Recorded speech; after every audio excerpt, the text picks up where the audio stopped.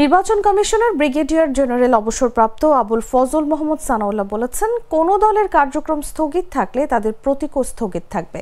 তারা নির্বাচনে অংশ নিতে পারবে না, কিন্তু প্রতীক ছাড়া স্বতন্ত্র দাঁড়াতে পারবে কিনা সেটা সময় বলে দেবে।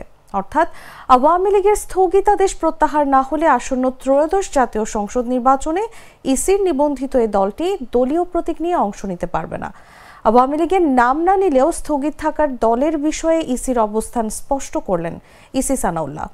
যদি কোনো কারণে কোনো রাজনৈতিক দলের কর্মকাণ্ড, রাজনৈতিক দল আপনার হয় নাই, অবৈধ ডিক্লেয়ার হয় নাই, বাতিল হয় নাই, কিন্তু তাদের কর্মকাণ্ডের উপরে সরকার কোনো স্থগিতাদেশ দেয়, সেই ক্ষেত্রে ওই রাজনৈতিক দলের নিবন্ধন এবং তার জন্য রিজার্ভ যে সিম্বলটি আছে সেই সিম্বল স্থগিত থাকবে। আদালত কর্তৃক কাউকে যদি ফেরারি ঘোষণা করা হয়, তারা নির্বাচনে অংশ নিতে পারবেন না।